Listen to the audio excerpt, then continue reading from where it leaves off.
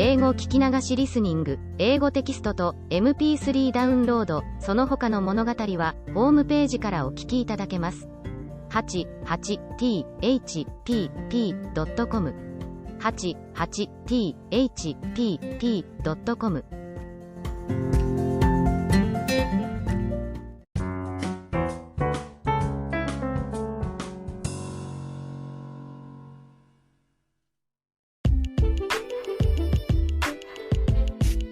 The high school I attended held a mandatory summer camp when I was a freshman.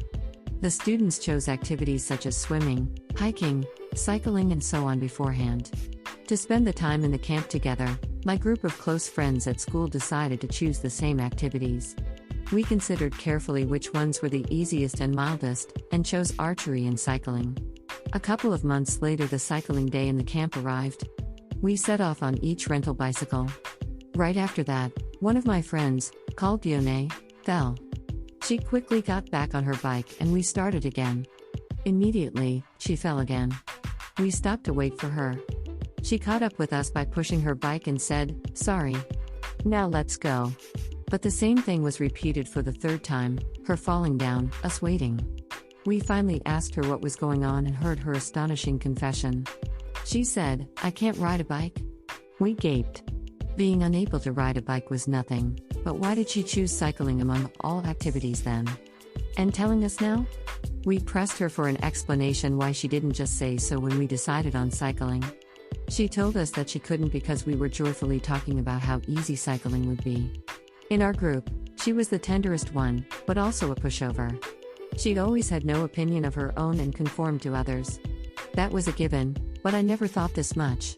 We were talking about pushing our bikes and going all the way on foot with her when she said, "I'm ruining your plan for an easy activity.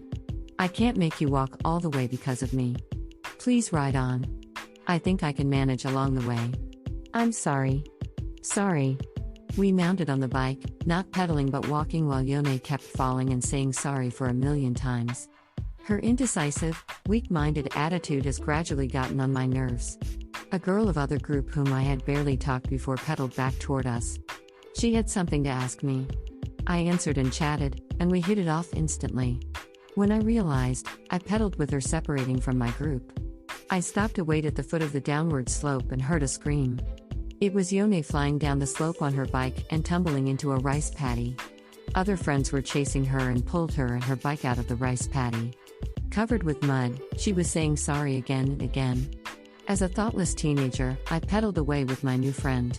When I thought about Yone again some miles away, the chain on my new friend's bike suddenly snapped. While we were struggling to fix it covered with grease, Yone and other friends of my group caught up with us. By then, Yone was all over scrapes and mud like a cartoon.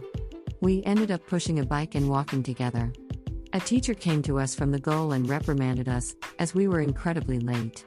On the bus heading home, my friends blamed me for being so cold-hearted that I had deserted Yone. But mud-caked Yone herself didn't blame me but kept apologizing to me instead.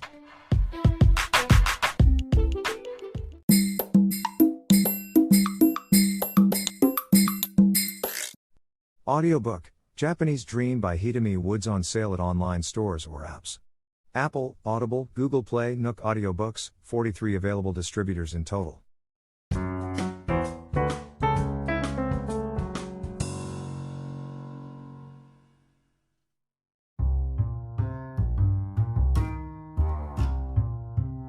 I found out that there was a downtown area in the region of my new place and went to look around.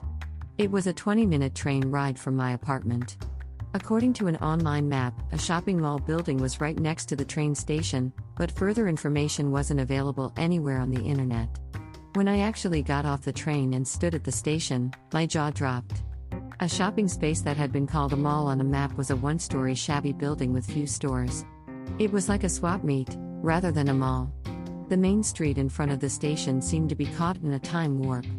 I felt back in time walking through the old, forlorn shops. Murmuring downtown? Can't be. I decided to try another shopping mall about a mile off. After I walked for 25 minutes through rice paddies and vacant lots, a huge suburban shopping center appeared. It was what we called a mall. I felt greatly relieved that I found a place to shop for my life in a new town. The shopping center had the free shuttle from the station. My long walk was totally lost labor.